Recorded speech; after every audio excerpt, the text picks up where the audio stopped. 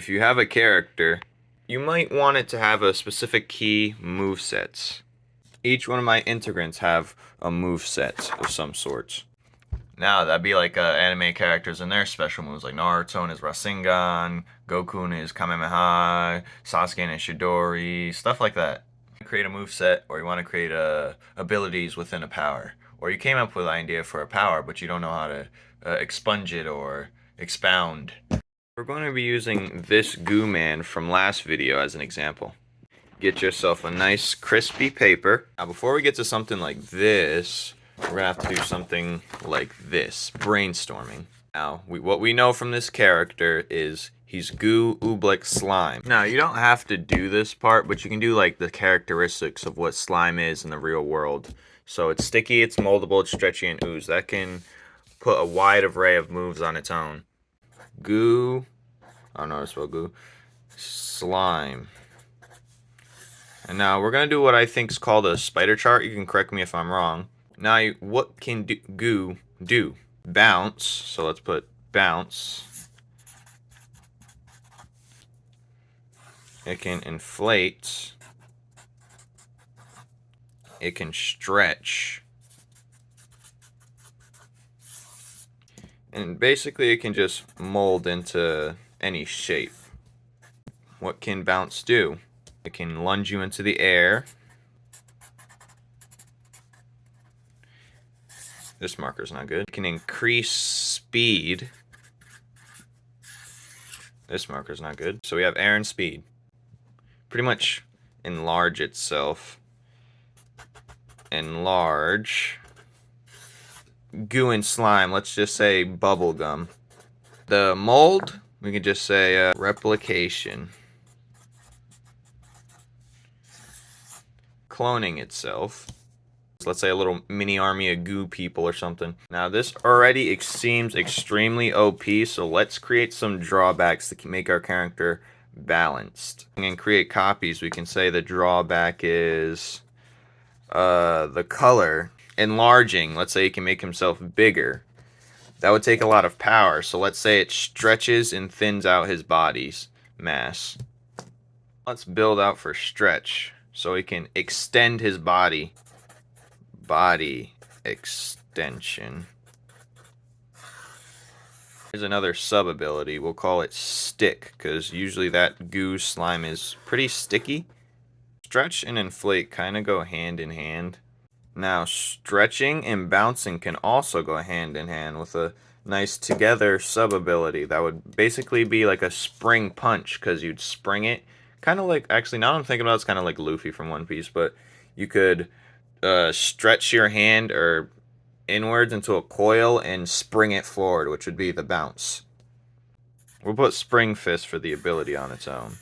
Now for mold, he can mold himself. Let's say he wants to fit through a keyhole. He just molds into the keyhole to get through. So we'll call it transversal. If you really want, you can make pluses and minuses with each thing. Since he's goo, the pluses would be pretty much be he takes 0 fall damage. 0 fall damage. Damage suppression. Pretty much if you were to hit goo straight on, it wouldn't really affect it too much. If we really want to, we could say flammable, because it's highly flammable. Now the stickiness again could be a pro and con, because for one, stay connected for longer periods of time, but also it make your movement slower movements. Because if you had gum on the bottom of your shoe while you're mid-transformation, it would be, you'd be moving much slower, I'd say. Now, when it comes to these integrants, their whole body isn't necessarily the element or whatever they are. It's just the head, and the body's just the color. But they can manipulate their body into becoming the full, well, this one specifically can, the full spectrum of what his head is. So that's when this stuff would come into play. I think that's good enough to start designing our moveset. What I'm going to do is get another paper out, and we're going to start sketching movesets for this gum sticky goo character.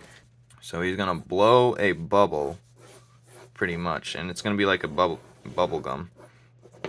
Now what you want to do, the pose would be essential, so when you're ready to actually do the manga or do the cartoon or comic book and the movesets in there, you're already ready and prepared for what it's going to look like, and you don't have to think. Because believe it or not, thinking the whole process takes a long time than actually just drawing what you already know. But yeah, he's blowing a bubble. Now you want the name of the move. We're going to call this, obviously, Bubblegum. And let's just write a quick summary of what it's about. Just draw him in the way we understand it the best. I'm going to draw a little dude right here with his head. And then he's going to let's just draw an arrow. He's just going to be bigger. I know it looks like a gingerbread man, but that's good too. So now we have inflate. So let's say if you enlarge but your whole body's stretched out, that means more fists, more actual hits and stuff. Stabs won't do as much damage because he's more thinned out, but like more like impact hits would hurt more. Let's do the spring fists.